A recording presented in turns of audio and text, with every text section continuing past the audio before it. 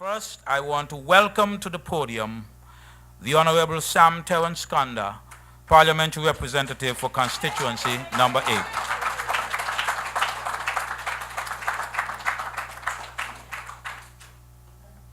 Thank you very much, Mr. Master of Ceremonies. I'd like to acknowledge all of you and just to recognize the other members at the head table, Mr. Clecton Phillip, who is the Secretary of the party, and Ms. Vinelma Hanley, who is the Treasurer of the party.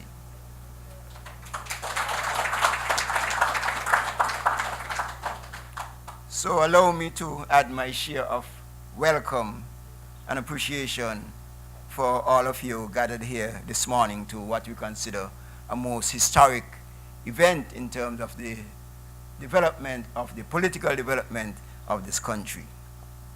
I give Almighty God thanks for his loving kindness, goodness, undergirding and guidance all my life. Over the many years I've been in service to his people. New every morning has been his love. Great has been his faithfulness. I want to place on record and to express my sincere thanks and appreciation to the many people around this country and abroad who have supported me, encouraged me, prayed for me over the years. I truly appreciate their encouragement and their inspiration.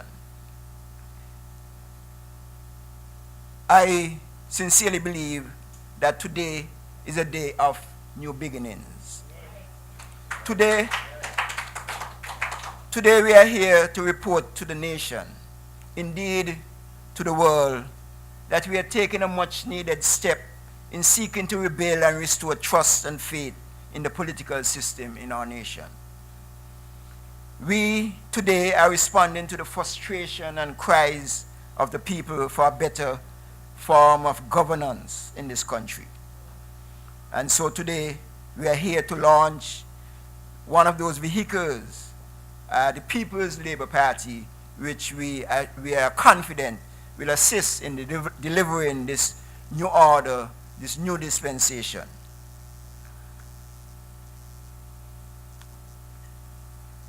I would also like to add that there will be few, if any, of our citizens, residents, or friends of this country who are unaware of the troubling circumstances that have brought us to this juncture.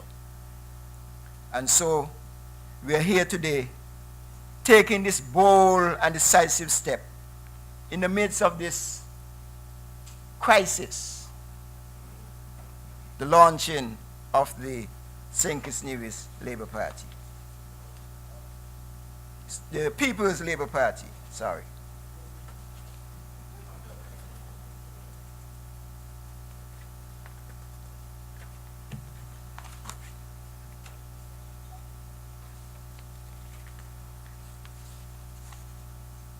The party is born of the cries of the rank and file to restore the selfless, people-empowering values of the St. Kitts Nevis Labour Party and of its former leaders. It is born of the imperative of reordering the institutions and systems which are required to strengthen this country, but whose structures are being dangerously eroded. It is born on a desire to reposition St. Kitts and Nevis for attaining prosperity with equity, as was incrementally done by former heads of government. It is born of a desire to reintroduce good governance. Regrettably, this country has fallen into careless hands, and transparency and accountability and statesmanship have all been sacrificed.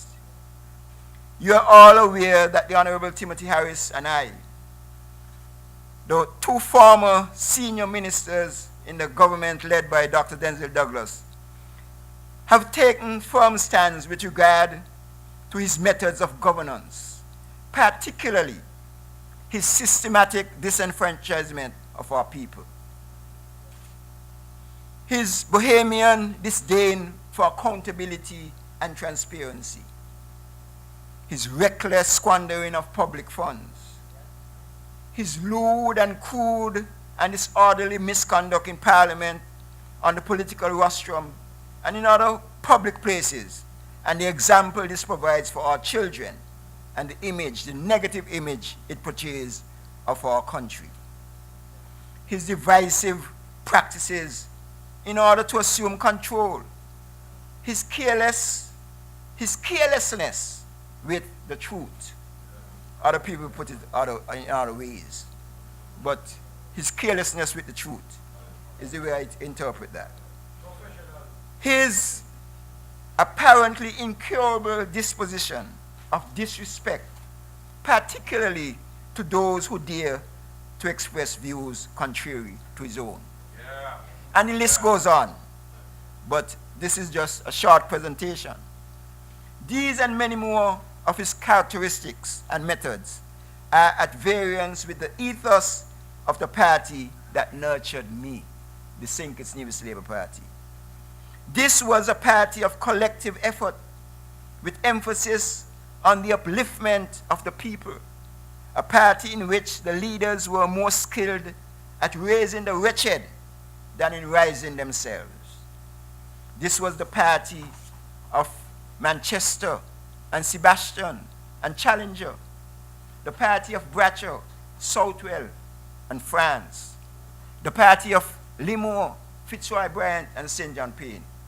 Today, it is the party of Douglas, the supreme or maximum leader, as he likes to describe himself. 10 men in one. A one-man show in defiance of any reasonable guidance and intolerance of dissent. And all this is happening while the country spirals out of control.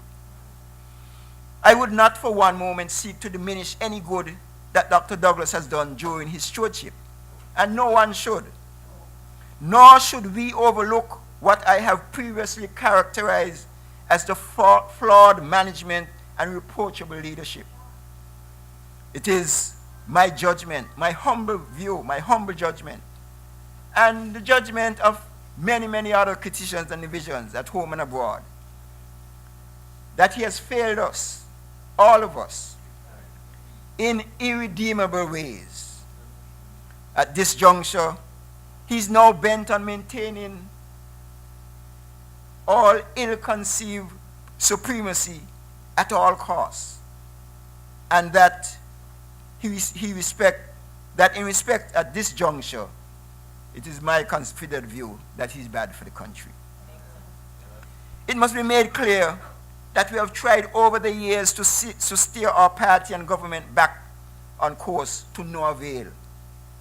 Many are of the view that we have exhibited an overdose of patience and tolerance. We are a new generation, come of age in the modern world of openness and accountability and transparency. When we say that the power belongs to the people, that is exactly what we believe, and that is exactly what we mean. We do not believe that an arrogant and all-controlling government can make things better. In fact, it makes things worse.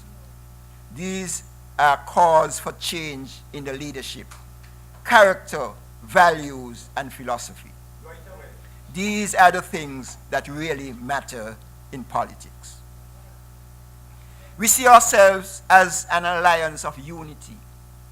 We simply have to go on a new pathway. Unity is strength. This is the people's call, and I believe the voice of the people is the will of God. Yes, it is. My own service in active politics is well known.